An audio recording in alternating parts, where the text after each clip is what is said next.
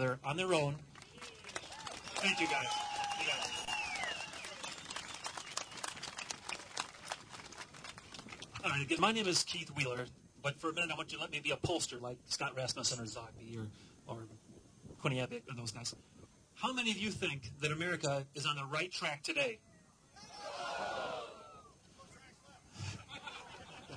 How many of you think that the government in Washington is making our financial problems worse? Too much government. How many of you are mad as hell you're not going to take it anymore? I always wanted to say that. That's not really part of the process. But here's a question I really want to ask each of you that are here today. How many of you are ready to actually do something to make a difference for our country today? I know we're all here for a Tea Party, just like in Boston in 1773. They throw the tea in the harbor, right, to protest the tax system on tea.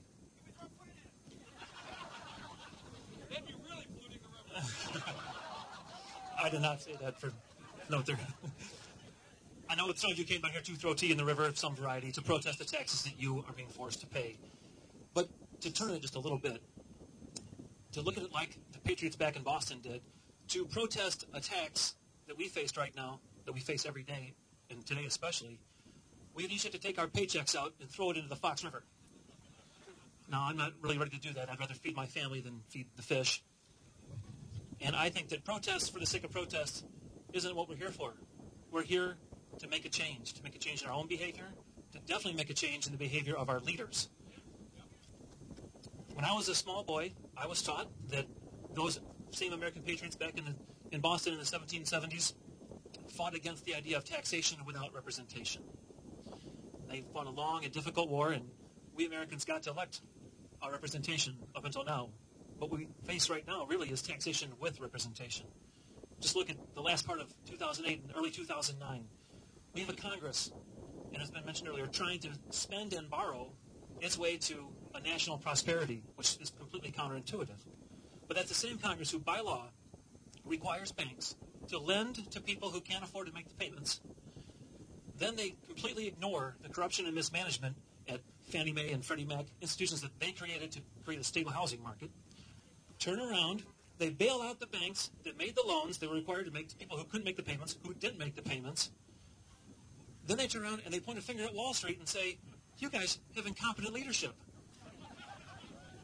I really believe that the incompetent leadership's in Washington.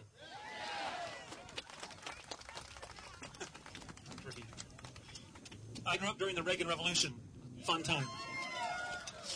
Now, I remember many of his speeches and quotes. They were dramatic, they were important, they meant something to me. But two of the quotes from that time period I think really apply to today. The first one is, as government expands, liberty contracts. Amen. Okay, our freedoms shrink as government expands. The second quote that Reagan gave us that I want to bring up now is, government is not part of the solution, government is the problem. So how has government become the problem? Well, we've gone from the issue of taxation without representation to what I call, this is my own personal approach to this, it's in two parts. We have appropriation without hesitation. And that is giving us obligation without contemplation. Appropriation or spending, that's what most of us call it, it's what we do every day. Us Main Street types, we pay attention to our money, we spend it because it's our money. We make careful choices. But that's not how it is in Washington and in Springfield. The goal is to spend, spend, spend. Spend as much of it as you can, as fast as you can. Deficit is no longer a dirty word. Now, if Washington sees a problem, they'll find a way to write a check. That's the appropriation without hesitation. But where does that leave us? That leaves us with a mountain of debt or obligation. Obligation I call without contemplation. How many of you believe that it is our job, our duty as Americans, to leave this country a better place for the generation that follows us? Yeah! Now, tell me who agrees with the idea of piling up trillions of dollars of debt for our kids and our grandkids. How does that help them create a better America? It's wrong. So, to summarize the idea here, before Congress makes the appropriation that then creates the obligation, is there any contemplation for what it means to our situation and my kid's situation and their kid's situation? There's none. This is a dramatic mistake. we're back to one of those Reagan quotes. Every time government takes money from you, they take the time and the effort that took you to make that money. They also take the freedom of expression for what you would have done with that money. The government is taxing away our liberty. As government expands, liberty contracts. It's very dangerous. So what we're talking about today is not the America that my grandmother taught me about, or my father, who you met earlier today, and my stepmother, who's, excuse me. They taught me about our American spirit and what we could accomplish as a nation. We are not celebrating that today like I hope we always would. We're wondering what the hell happened to it and just how do we get it back? So I want you to indulge me for a moment. I want to speak to you as someone who has gotten involved in a local political party. Now, this is not a point meant to be partisan. This is a point that, for me, is personal. Some of you who lean conservative may be disgruntled or even former Republicans. You may feel that the so-called party of smaller government, lower taxes, abandoned you or betrayed you in the early part of this decade.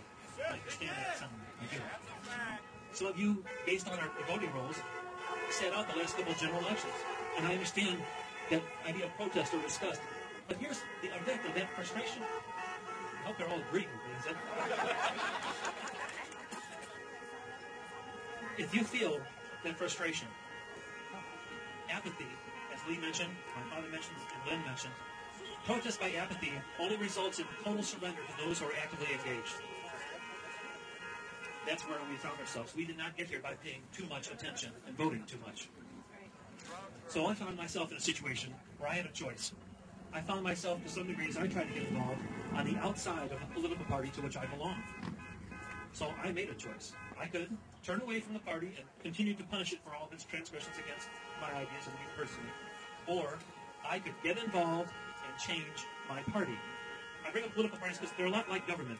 They're made up of and led by people who generally are elected, especially if Chris has his way with Senate Bill 600. But it took a nudge, is what it took, from some very close friends of mine. I can see you in the back over there, over here, family members. This nudge to get me involved in a much deeper manner. And after a focused effort, after some sacrifice from my family, and I want to say thank you to my wife and to my boys who let me do all these things. Thank you. And from a team of people who are committed to real government based on leadership found in integrity. Together, this whole group changed the party. We changed it because we chose to change it. We made the decision to do it, and that's how it got done. Well, I know that it's a small change in the overall scope of the political environment we face today, but it was change, the kind of change that I believe in. I want to thank each of you who are here today. I can see a whole flock of you over there, for helping me, for giving me that nudge. So today I want to return the favor. Today I want to be a nudge to each and every one of you that are here. A nudge to get involved. You have a choice in front of you. It's a choice you will make right here and right now. You will choose to stand up for yourself, your family, your community, and your country, or you will choose to lay down and surrender your voice. I think you're here today because you won't surrender that voice. You're here to make the difference. Today you will decide either to get involved or leave those in power in total control, because if they don't hear your voice, they're not going to change. I believe that each of your voices deserves to be heard. If you feel your voice isn't being heard by your representatives, if they won't or they don't listen, make them hear you when it counts, at the ballot box. In fact, let them hear you before the ballot box. Get involved in campaigns. Support candidates that you trust, who share your principles. And if you can't find someone to support, I really want you to consider running for office yourself.